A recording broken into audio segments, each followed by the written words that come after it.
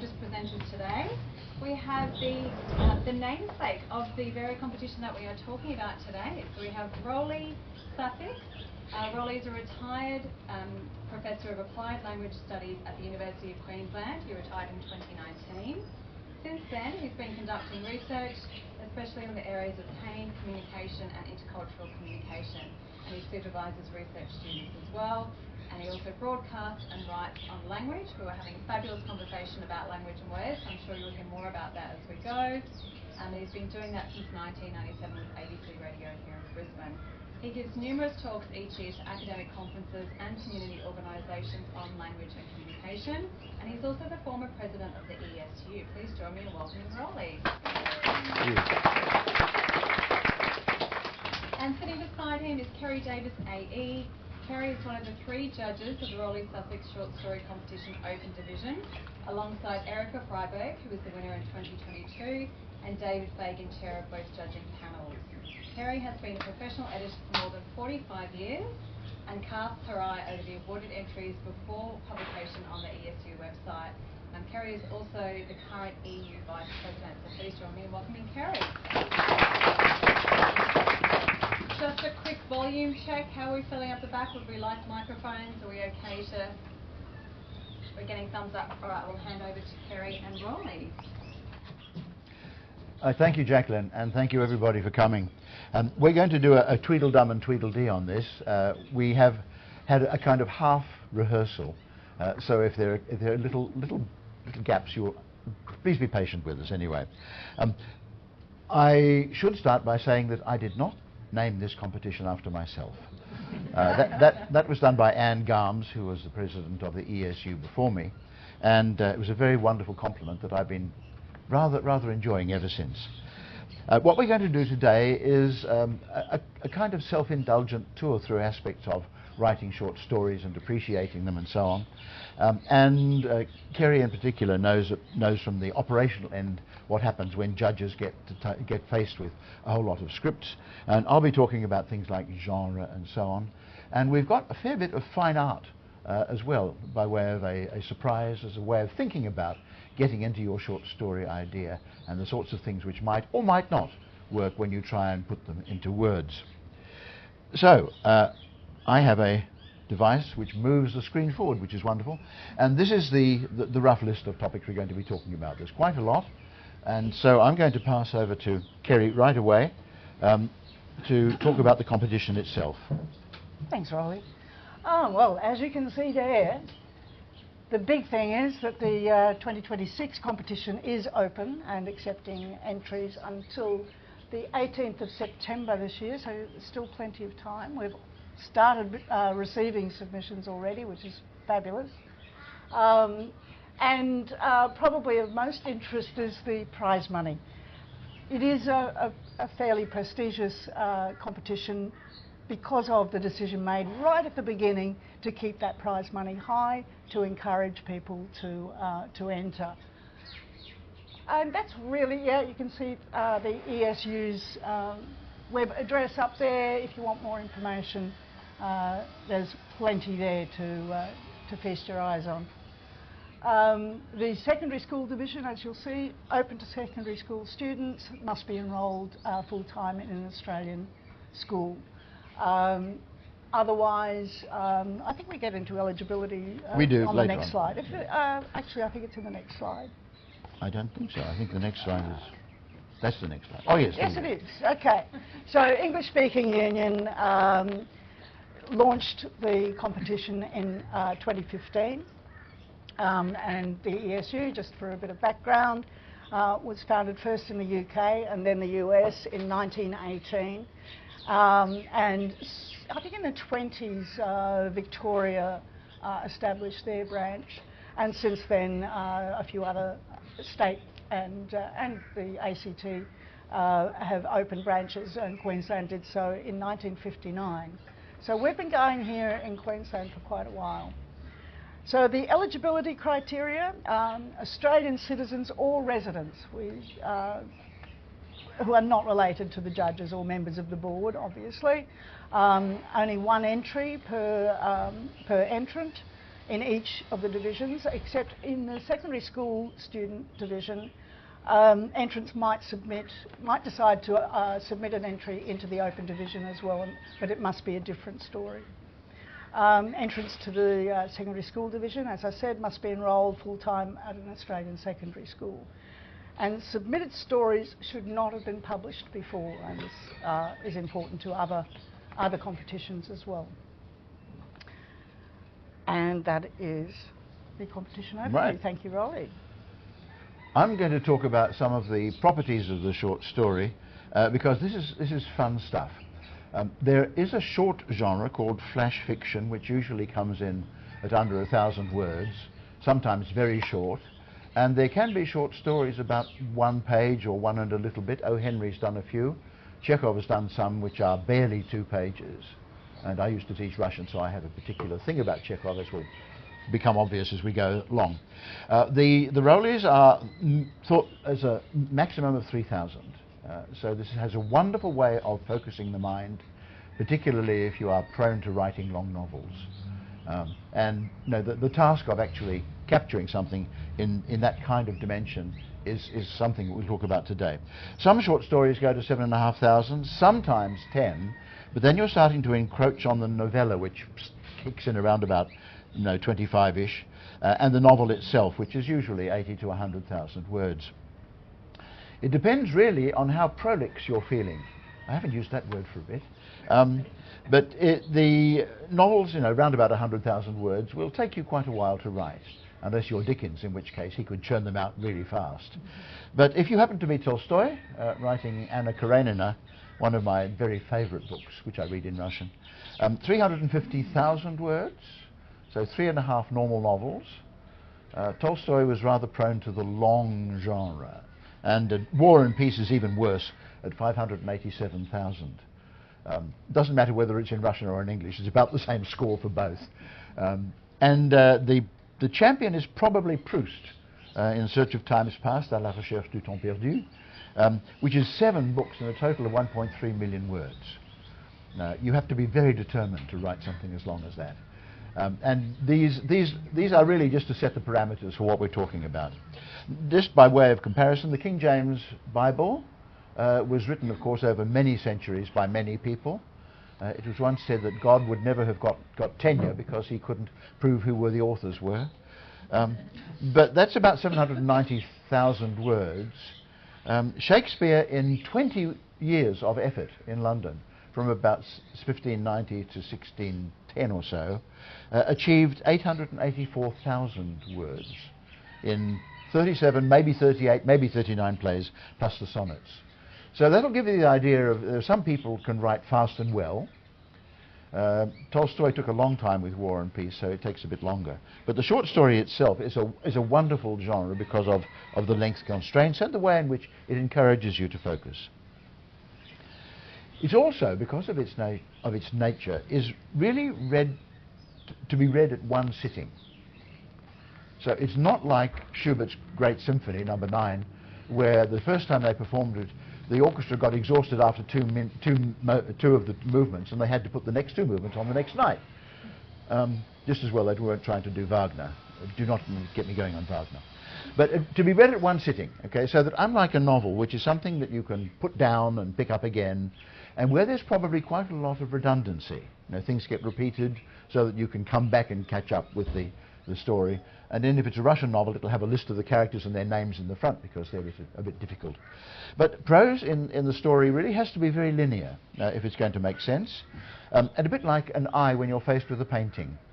Now you stand back, take a view of the whole. Some people will spend a long time scrutinizing little pieces, but basically there are lines which it is known your eye follows when appreciating art.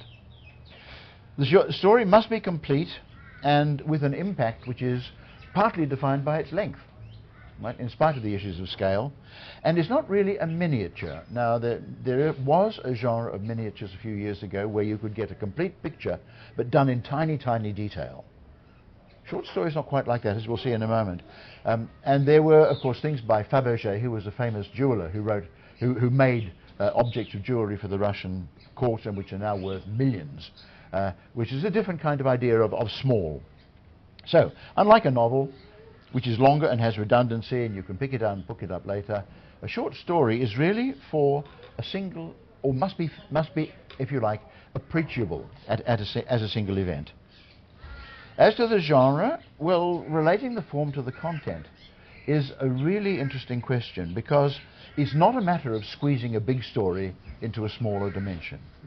Now, that's a bad way to go, because you find yourself being overfed with detail very shortly, as we'll see in a moment. There are two main kinds of broad short story. One is the narration of events, which is chronological, and things, start here and more or less in a linear fashion, go through and end with some kind of usually disaster or success at the end. Or it can be a character with some sort of epiphany, something which the character experiences, some enlightenment, some understanding, very often which set them on, their life then takes a different sort of path. So that it can be a slice of life, but short stories are usually standalone. In other words, it's a single unified piece which says something within its confines. You do get some short stories which are themed as part of a series, so it's if you like, a hybrid between chapters of a novel, but they can be stories which take different views of a sort of topic. But we're not talking about compression here. That's a bad word in the short story, but selection. Okay, and this reminds us of a famous statement by Hemingway, which is that the short story is like an iceberg. Now remember, with an iceberg, 1/10 is above the water, 9/10 is below, and you don't see it. So with a short story, what you see is only a fraction of the total of what's in the writer's head, and which might actually get conveyed to you during the course of reading. But you don't see the whole thing. If it's a big picture, you see only something which is evocative of the picture in a different kind of way. And here is the first of my images. It's Peter Bruegel, Bruegel if you're German, and Bruegel if you're English. Peter, there were three of them, and this is the elder. And if you look at this, you'll find that there are lots and lots of little people doing lots of things. In the middle, there are some people at the bottom with hoops. That's something which has persisted almost to the modern day. A little bit up and to the right, there are people dragging a man over a table. I'm not quite sure why. He's obviously done something bad and is being punished. But you do not want to try and capture all of this in a short story. There's simply too much, too different, too differentiated across the canvas. What you might do is to, if I go back to this and look at the bottom left, there are two female figures doing something or other, and when you get a bit closer, you see they're playing knucklebones, which is a game which we used to play when I was a kid. I don't know if children do nowadays, but you've got a bag full of knucklebones, and you try and pick up one and either balance it on the back of your hand or pick them up in patterns without losing the ones that you've got. So that is potentially the start of a story. Like limited characters doing something focused, which will allow you to develop a theme from that point. It might be an emotional experience, and this is a very famous picture. It's called The Scream by Edvard Munch, and it's a very much more recent one. This is 1910, of someone obviously in emotional distress of some kind. And that is not a bad way of starting a story. Here's another one, very violent. This is the action one. This is Roy Lichtenstein, American, who did a lot of pictures like this, wham, with only one exclamation mark. These days, of course, your emails probably contain 4 or 5 if you want to be emphatic. And by the way, the exclamation mark is taken over from the full stop. Are you aware of this? The full stop now means, if you say, I can't meet you at 5 o'clock, no full stop, it means, oh, what a pity. I can't meet you at 5 o'clock, full stop, means I've had enough of you, get out of my life. And so we need something for an ordinary full stop, so the exclamation markers come in. But these things, wham, and so on, very much the action sort. And there are many wonderful stories written along the action pattern. Structure. Well, how do you get going? I've got a bit of Bulmer Lytton in a moment about how not to start a short story, and we do have an example from Kafka, and then Kerry is going to pick up and take over from there. Notice, by the way, that when you start, you ought to have some idea of where you're going to get to. Sometimes you can get the finish first and work backwards from it, but in Jane Austen, it's all a matter of matrimony. The main characters are all married, everybody's happy, the parents are pleased, all right, and they can go off and start setting up a household. Sometimes there's multiples, as in Emma. And so this is the way in which life was meant to be completed. A lot of stories are far more incomplete than that. They are suggestive. Sometimes they leave the opening, the ending unspecified for you. All right. Here is how not to start the short story, the very famous opening of Paul Clifford, Bulwer Lytton in 1830. It was a dark and stormy night. The rain fell in torrents, except at occasional intervals when it was checked by a violent gust of wind that swept up the streets. For it is in London that our street lights. Oh, yeah, right, great, thank you.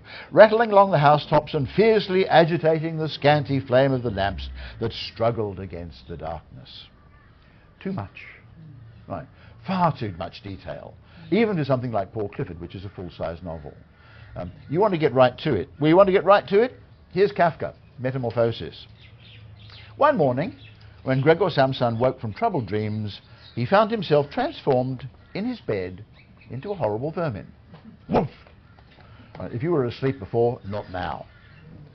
And this is, in medias res, it dumps you straight into the middle of things, and it has the additional merit of a shock. No, there is something weird going on here, and you hope very much that he's going to tell you what and how. Here comes Kerry. Okay, how to start a short story. Here is the 2025 first prize winner, Serena Moss's, the opening paragraphs of The Apology Factory. The first apology I ever wrote cost a politician his career and bought me a business. Damn. It wasn't meant to damn him, it was meant to save him. I was 28, freelancing out of a shoebox flat in Redfern, half my income from slogans for beer brands and election flyers nobody read. PR gigs came through mates of mates, cash in hand mostly. Spin this into gold stuff. A bank merger, a dodgy council tender, a celebrity chef who'd call someone a bogan cow on breakfast radio. Then came him, a mid-tier politician, the kind who thought his seat was safe forever. He rang at midnight after a slur crawled out of his mouth on live radio and refused to die in the transcripts. Now, a little analysis of the full story, which I'll talk more about later, but on Roly's points of getting started, here we have an attention grabber. It opens issues demanding more information. The genre, narration, events, and it keeps going like this and builds until we get to the building of the character and the epiphany. Structure, comic vignettes, witty, sharp, things that lead to the final act, the self-realisation, and a bit of fun with typography along the way. Now, Roly will be speaking a bit more on goals and style, but I'm going to preempt him here and talk of the goals of this particular story. What's the message? In here, it's explicit. And the final line, apology, the kind you write once and mean. And another aspect that Roly will be speaking about, style. In this story, the style is narrative, and it's clever, and it's funny, and it's fast-paced, and it's in the first person. The 2025 judges' notes on this particular story read, the author of The Apology Factory skewers the apology industry with a wryness that exposes well-formed but meaningless sentences rightly buried in shallow graves. But they also concede their own deep-seated need to make good with a well-meaning apology. This well-crafted short story makes a hero of the language we celebrate and the standards we strive to reach. Next slide, please. The story, by the way, is on the ESU website if you want to read the whole thing. Now, this one is the 2024 equal first prize winner, Roxina Bidgood's Music Played in a Cafe. The curves are feminine. My finger runs along the edge of it, feeling each minute undulation and fault in the wood. across the belly and around the delicately carved F-holes. I change my finger into a knuckle and knock gently on the surface. A hollow, muted echo vibrates through the thin wood. Even the sound of the knock is harmonious. "What's your best price?" I say. He frowns. "Can't do it for less than 10. 110. "It's not in great condition," I say. "Needs a lot of work." "Oh, 100 then. But that's my best offer." I feel the weight of it. Feel for the point of balance. I run my thumb across the strings. Even I can tell it's out of tune. "OK," I say. "I'll take it." So, going back to the analysis, getting started. Here we have a softer opening, intriguing, inviting, setting up for what's to come. The genre? Events, rather than character. Storytelling here is the main thrust, with character glimpses amid. The structure, this is one of the not what it seems. The ending is delightful. You'll have to read it to find out. And it's a reason for the whimsy of the story itself. To come, the goals. Ethical here, but not just ethical, it's just a damn good yarn. And style to come. The pace is well handled. Enough glimpses of family relationships to keep it real and entertaining. Lots of dialogue, characters, and evocative description. And again, first person. From the 2024 judges' notes, music played in a cafe tells of a friendship forged through a battered violin bought in a marketplace. Its restoration affirms the purchaser's faith in the instrument and in herself, prompting the reader to cheer her on against the background of her family's derision. It also rebuilds the musicianship of one of the main characters, but not the one you might expect. And over to you, Roly, on goals and style. Curves are feminine. What did you think? Okay, what are your goals in writing a short story? Be famous, be rich, be published. All of those are good. But it might be an aesthetic one. There's something which you want to describe with, a contribution to the beauty of literature. And a lot of stories, sometimes directly and sometimes subtly, achieve aesthetic goals like this. But in the past, very often literature and what went before literature had an explicitly moral goal, particularly hagiography, which is the lives of the saints. Because for a long time, remember, we had, say, no children's stories at all. Until you get to Mary Grant Bruce and people like that, around about 1900, the things that children had to read were fairy tales. Hans Christian Andersen, who was scary, right? But they all had a moral purpose. Someone was bad and got punished. And particularly in Hans Christian Andersen, got punished painfully as well. So it could be moral and ethical. And in the Soviet Union, a lot of the stories had to have social goals, which basically celebrated the goals of the socialist state, which led to a lot of very, very dull writing indeed. And some of the best stuff, of course, was people who had to leave the Soviet Union and get themselves published elsewhere. Some writing is amoral, not immoral, which is exercising things which are against the rules of morality, but simply they have no particular moral commitment. The one about writing apologies has all sorts of moral issues churning away in the background. This one is more about an instrument, something which Stradivarius would have liked. But then you've got to ask yourself, what is as you're setting up your story, what's going to be the climax? What's going to be the focus, and will it be a kind of an increasingly zoom in or a zoom out? What are the highlights going to be? And in particular, I hate this phrase, your takeaway message, but what will people remember? Because one of the things about PowerPoint presentations is that very often, unless you keep closely to the material, people go into a sort of a semi-trance. And you get at the end and you ask, what did you remember? Oh, well, that was a nice picture about halfway through, but I can't remember what you were talking about. So there is a problem of attention. Both of these stories that Kerry's talked about had a wonderful way of grabbing attention right out. And it made you start, it made you complicit in the business of working out what was going on and what your position was in relation to the story. So you need to be clear about your takeaway message. And remember, there may be multiple ones because different readers may get different things from what you've done. As to style, well, first, second or third person is very interesting. Terry, I think it was true that all of the recent ones were first person? I'll get there. You will? I'm saying. Right. There were, in the 18th century, a whole genre of what were called epistolary novels, which were novels written as if they were letters written to someone. So they were in the second person. Have you ever written stuff in the second person? It feels, I mean, if you're writing letters or emails, yeah, fine. But a piece of literary prose, different sort of thing. Awful lot of literature. When I was young, I wanted a story to be nice, vigorous, and third person. First person was somehow a little bit too revelatory of emotions for a tough young Aussie bloke. I grew up, never mind. But again, you need to think a bit about how much of this is going to be dialogue. Both of these get quickly into a lot of dialogue.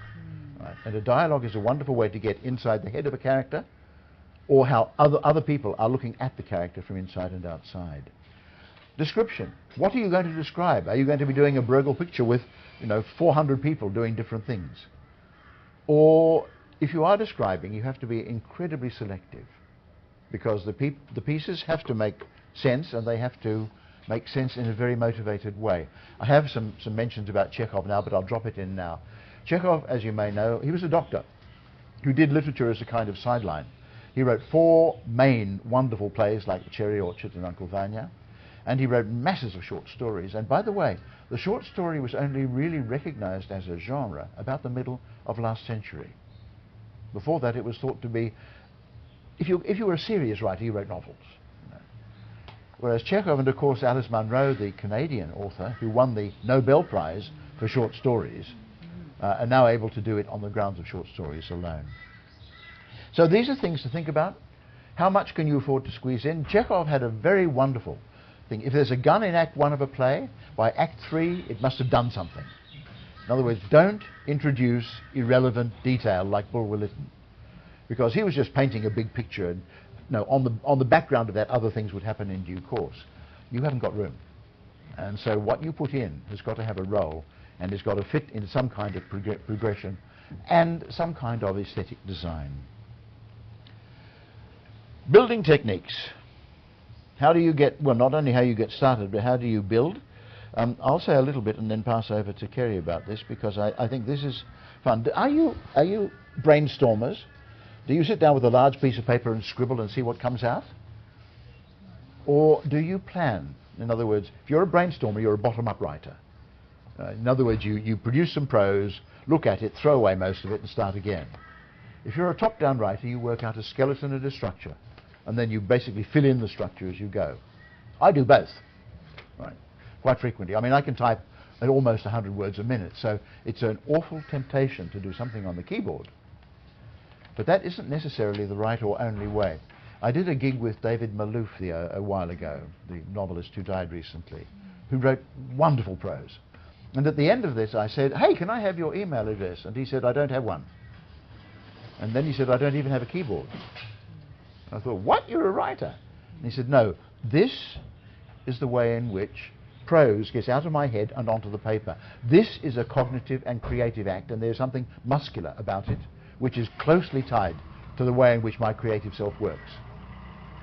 So I still use longhand, not only for shopping lists, but also for brainstorming, for writing poetry, often for writing early drafts of things to see what it feels like. It's very useful to have it on the screen, because you can print it out in a different font, on a different medium, and look at it and get an objective view about what you've done, because it externalizes and distances. Right? But somehow, maybe it's the way, I'm 81, so I grew up a long time ago. This has some way become part of the way in which I create and think. So that's worth thinking about as well. Okay, Kerry. So, many years ago, when I was first considering to write, I sat down in front of a typewriter. It was a silver reed, in fact. It was an electronic silver reed typewriter. Wow. And I wrote a piece called With Ambiguity. Letting loose with words on a clean white page, testing the automatic pilot through the keyboard. Let the mechanical process slide off the fingers like jelly off a spoon. Words thrown across thousands of kilometres, moments or years of delay intervening. A vision of the writer beginning, an image the origin, what everyone saw of the look in the photo that should adorn the back cover of someone's first novel. It fits whose fantasy? Travels and bravery, more images, like fodder to those who wish no more than stories. Broad perception of the world.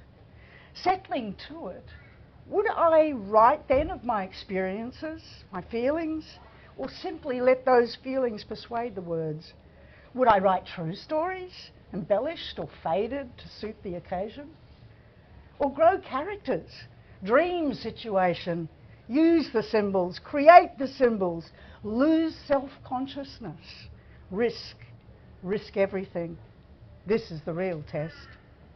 Realising the need to let go properly, take proper control, lose my angst, lose it or use it. Pick it up and handle it.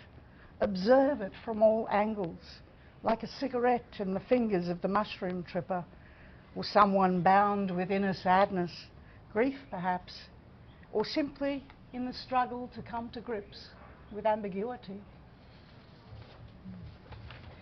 Now, these days, we have all sorts of apps online that we can use, and a lot of writers do use them, like Scrivener, Living Writer, Storyist, which is for Mac only, or Final Draft, which is for screenwriting. These often, though, are best to use to help organise, to structure, to put down forms, characters, longhand descriptions of those characters, their background, understand your characters, map out the chronology to make sure that you keep with it through the whole piece. But these are scenes for longer form writing, for novels. So while these software writing apps are useful, I don't actually think they're that useful for short story writing. But that's up to individual writers to test out. And there are reviews. You can see there is a URL there for Emeritus, which does look into some of the software that's available. And there's a thing called Pro Writing Aid I came upon, which says that it can choose, that you can choose assistive AI rather than generative AI. But I'm still not convinced on that sort of description. Now, in this topic of building techniques, I decided to test Roly's points against each of the winners of the last 4 years since I became a judge of the competition in 2022, so 22 through to 25 so far. And so I examined them, the first and second placed stories, and it was an interesting exercise in terms of Roly's points. So the winners in 2022 were Erica Freiberg's Song of the Sun and Moon, Claire Fletcher's Little Fish. In 23, Melanie Wilde had Catechesis, Emma Rosetta with The Eagle. 2024, Roxana Bidgood, Music Played in a Cafe, which you heard a little bit of. And Paulette Gitten's Blue is the Limit. In 2025, Serena Moss's The Apology Factory and Natalie Spright's Water Song. Now, here's a summary, very short, sharp summary of those 5 aspects across these stories. Genre and structure. While I could identify aspects of each story that were events-based, that is, story after all, each also reached some sort of epiphany. There is also always a climax. And it's often not what we might have expected. not even hinted at beforehand. Perhaps it's that surprise element, that turnaround, that gets a reader in or makes the story satisfying, especially to a judge. On getting started, openers. Openings were often fairly mundane. That leads you into a false sense of mediocrity, but then it quickly turns around. There were also openers that were often very striking or alluring, such as the two examples that I read out before. The Apology Factory, very striking, and the alluring opener in Music Played in a Cafe, bringing you in, both of them. On goals, often there is a moral or ethical outcome, and that is the message that take out, we will prevail. It seems to be an enduring message of the human spirit, to have us endure, to have us prevail. Goals, yes, they were often a moral or ethical outcome. And this, in style, this is where the stories really stood out from each other. A fantasy world brought to life in Song of the Sun and Moon.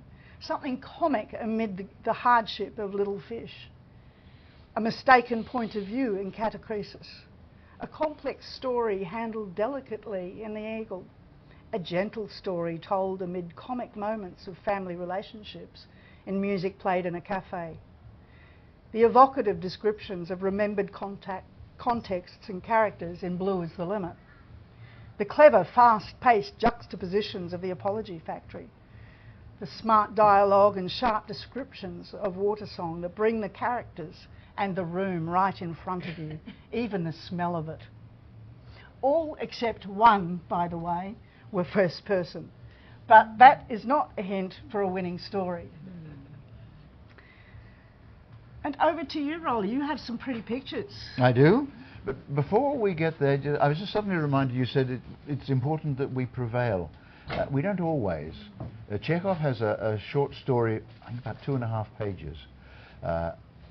The hero, or anti-hero, is at a concert, and he realizes that his big boss is in the row in front, and he leans forward to say hi and sneezes all over the boss's program.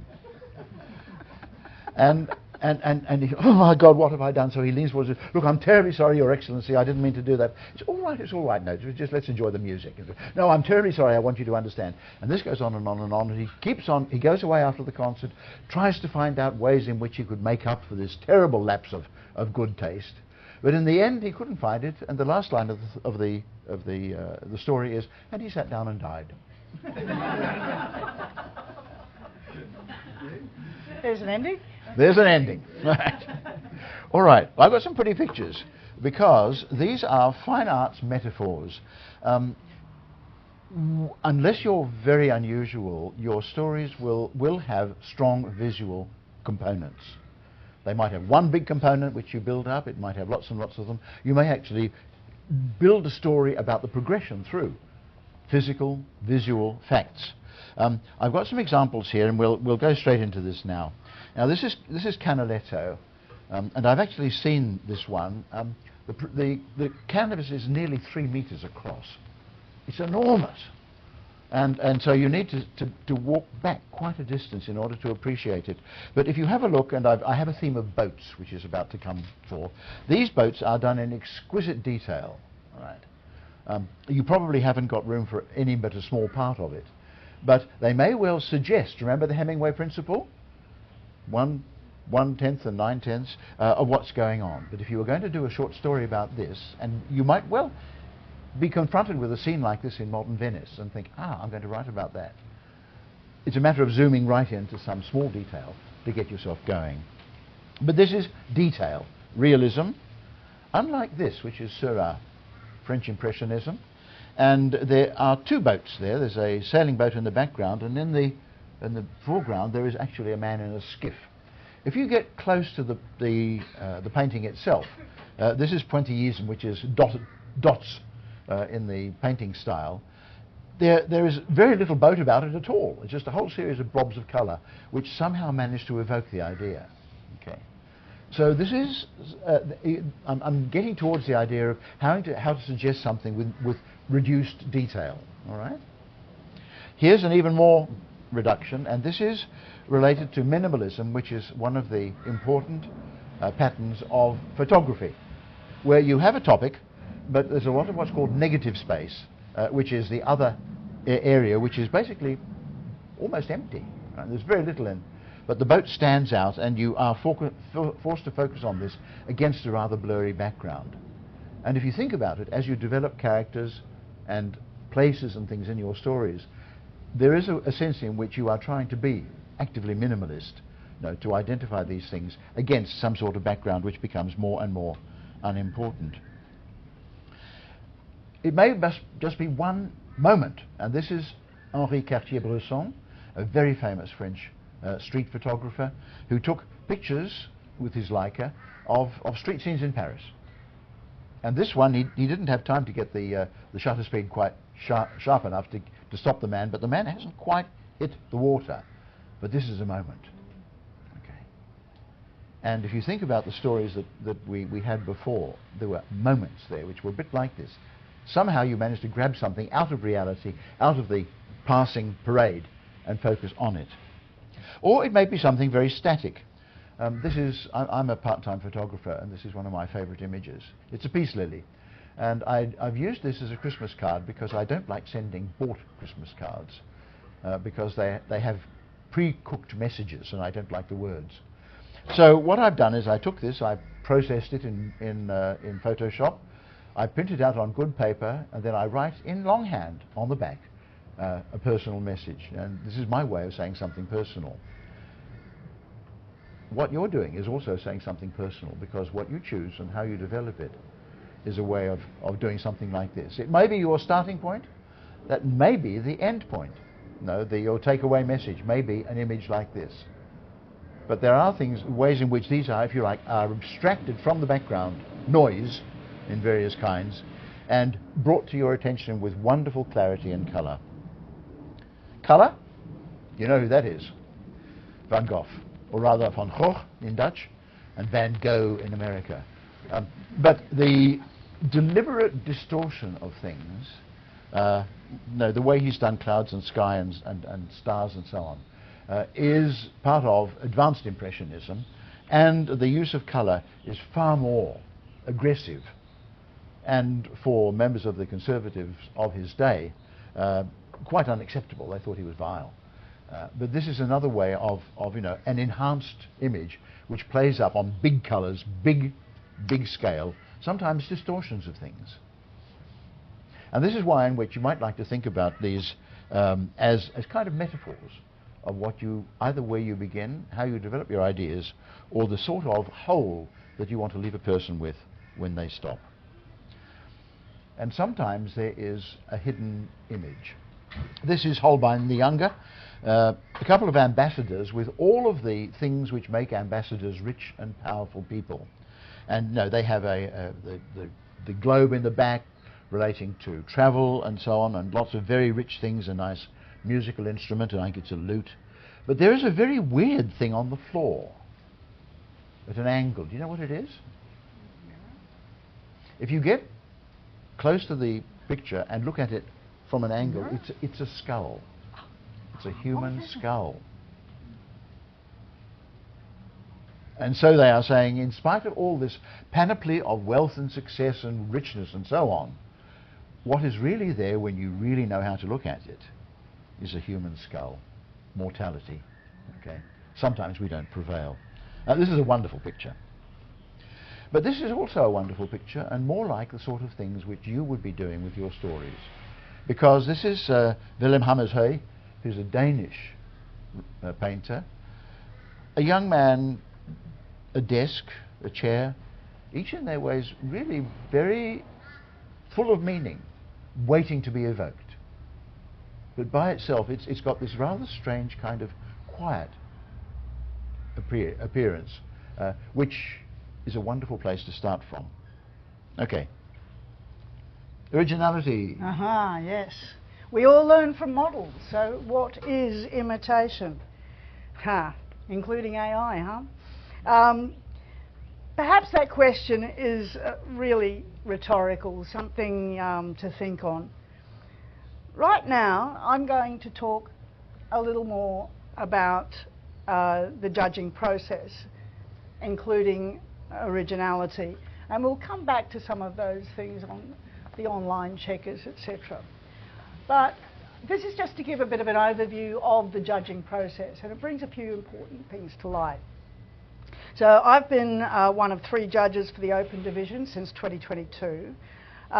So these are some of the considerations the judges have applied in choosing the winners over the last 4 years. All submissions are anonymous to the judges. This is very important. The administrators check each entry to make sure of that.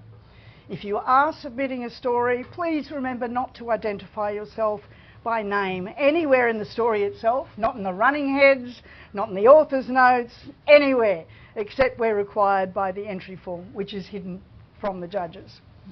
Otherwise, you're just making more work for the administrators. At least 2 judges read every story, all 3 when numbers permit, but they have varied wildly, and in the last couple of years, where last year was 123 in the Open Division, so it is building.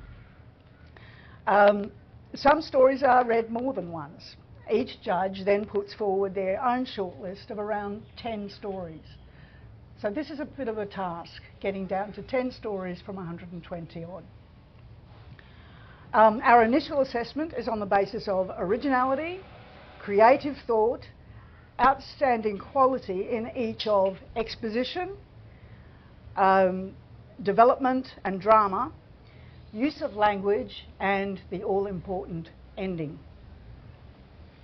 From the 2024 judges' notes, we look for creativity, effective and evocative use of language, and importantly, for a short story, a powerful ending that brings it together. The judges all have editing and publishing backgrounds, so we look also for publishable work that is engaging to a general audience. Some stories are read only once, many twice, and as the shortlist narrows, more than twice by each judge. Often at least 2 of the judges will have placed the same story or several stories in this shortlist. Sometimes, though, there'll be an outlier, a story that one judge has placed highly but not the other 2. They then reread that story or stories and reconsider their assessments. Sometimes the reverse occurs, where one judge has not placed in the shortlist a story that the other judges have placed highly. The same process occurs. The pack is then shuffled until all 3 judges agree on the shortlist, which is announced publicly. Just a note on assessment. Despite best efforts to keep assessments clinically pure, judges are human. Did we read too many stories in one sitting? Did we get distracted while reading? Did a personal experience flavour our response? Actually, there's nothing wrong with that. That's often how the reader judges a short story that they read. Sometimes rereading a story under different circumstances can provoke a different response than the first read, and sometimes not. You might think, I didn't like it the first time, I didn't like it the second. But if there is a good reason for that mediocre assessment, then any judge should be prepared to back up that assessment with their reasoning to see if the other judges are prepared to reassess. Judgments like this are not all based on emotions. It's quite an exercise in diplomacy as well as judgment. The judges then narrow the shortlist further to arrive at that definitive winner, a second place story, and one or 2 stories for a judge's commendation. In 1 year, oh, and by the way, it's all still anonymous at this point.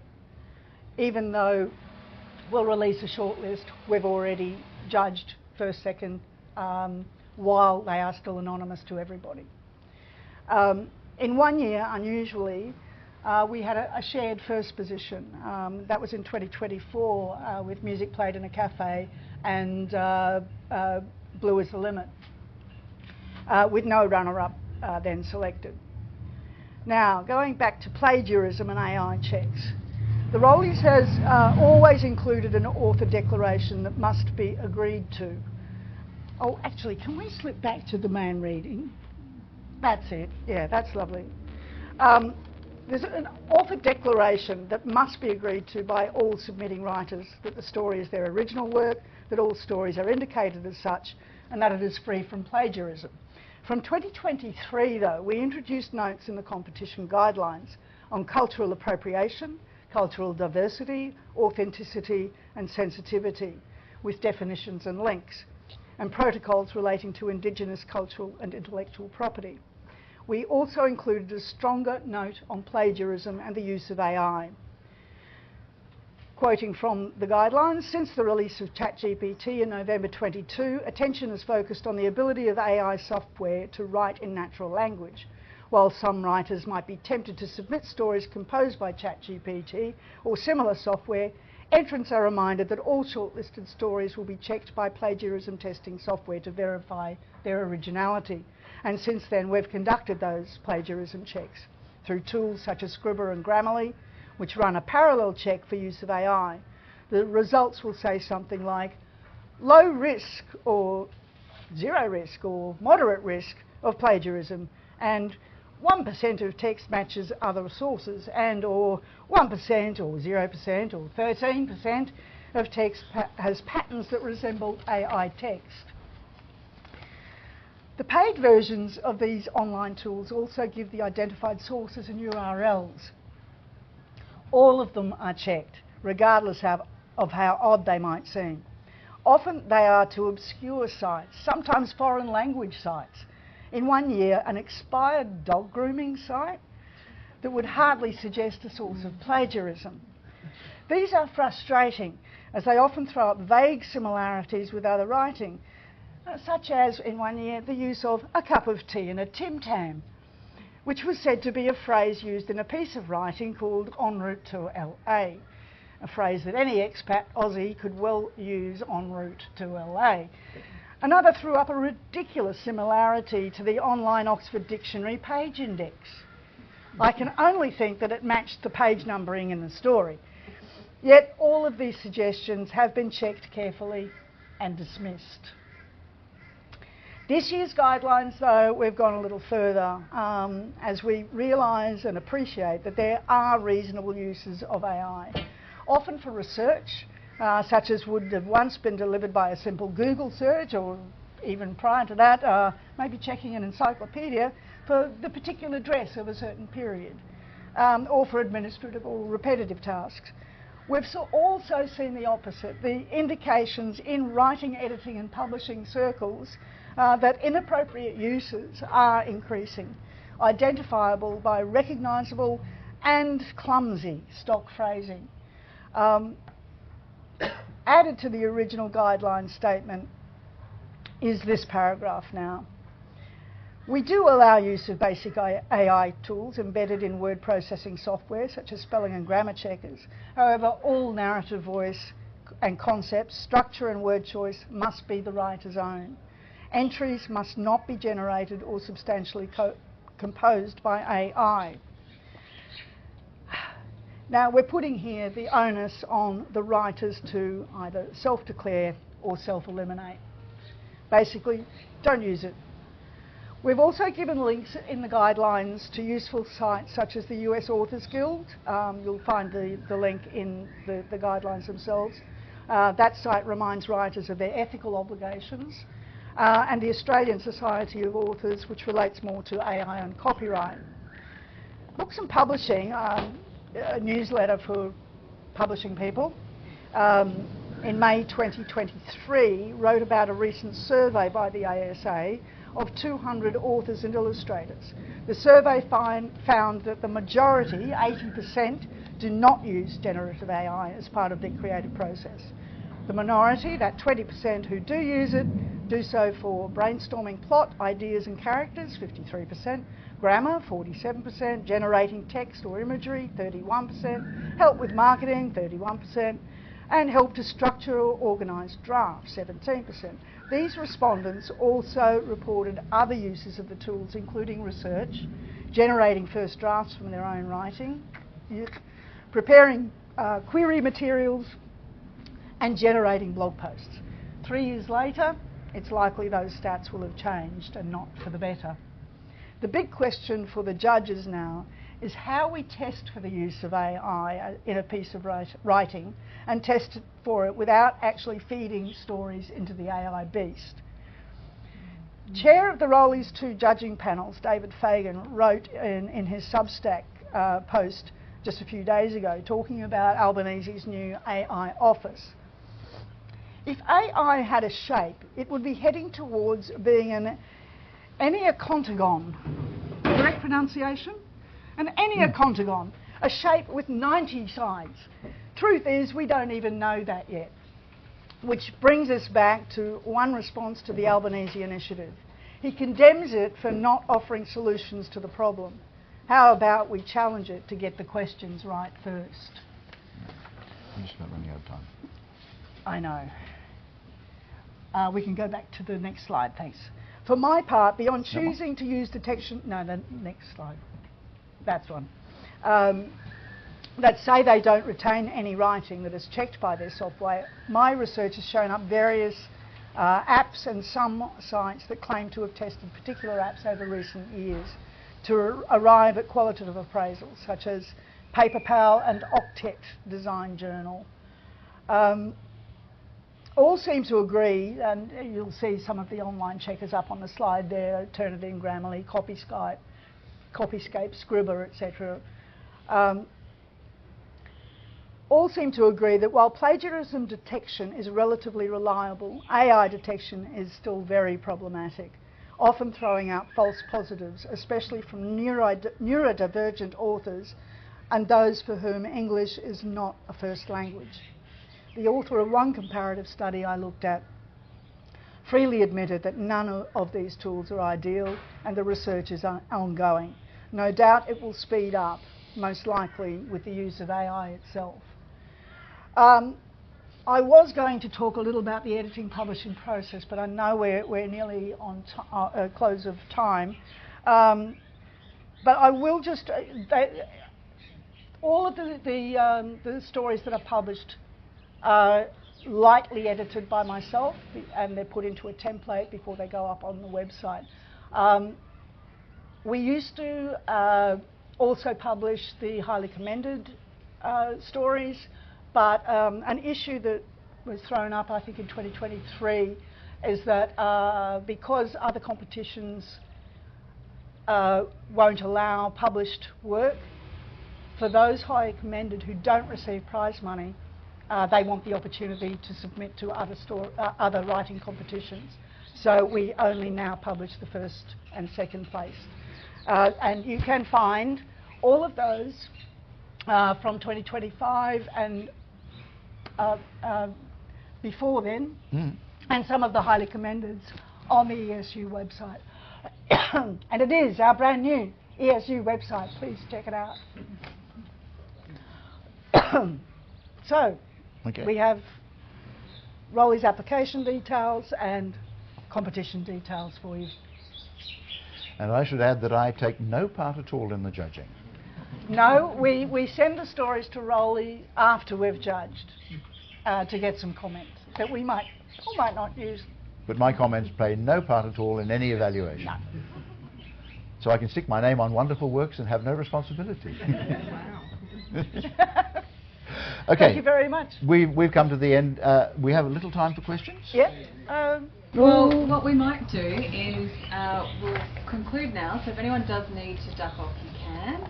But certainly I think Kerry and Roly, and there's other members of the ESU team that are in the audience as well today. I'm sure we'll be able to happy to stay and answer questions. Sure. Yeah. So please join me in thanking Kerry and Roly today for their time. So if you do need to duck off, please feel free, but if not, happy to open the floor and have questions either, or if people want to come up and do one-on-one. Does anyone have any questions that they would like to kick off with? You have? Yeah. I know we talked about AI, but when you were reading about what the competition allows, I'm curious about the phrase substantially produced by AI, and why you include the word substantially in that phrase? Because writers can, as I said, you know, what would once be a Google search or looking up an encyclopedia, we would allow, for instance, the use of AI to research a particular era for, you know, the dress that was used, for instance. That was the example that I used. But the writer must recognise that they cannot use AI to actually write the story. They can use it for research, to look up stuff. So that's why substantially is the term used there. In my academic work, I sometimes say to Claude, give me 10 leading papers on a particular area that I don't know about, together with some guidance on how to start interpreting them. So that doing background bibliography, which I could do, but would take me a lot longer. But that is before the actual thinking and writing starts taking place. And that, I think, is where the substantially fits. Because when you start, I mean, AI will write all sorts of stuff. And you can even ask it, if it produces a piece that you think is a little bit too mechanical, you can say, I'd like you to humanize it. And go back, it goes back and does that. Or Not that we would advise that in short story writing. No. That's okay for academic writing, I think. But well, some academic writing needs to be humanized. yeah. But no, the AI can also translate it into 100 different languages, and can do audio and video of you who do you know any Hindi? No, it does. It can produce a version of you speaking Hindi, and you know, it can do things in the style of Shakespeare.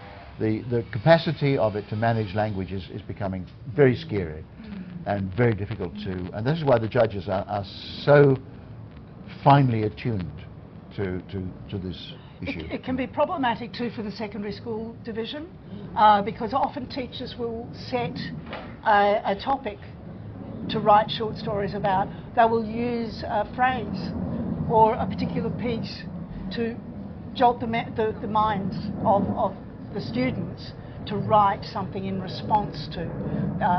One year I think there was definitely a topic of writing a response to a painting. Not difficult to see why.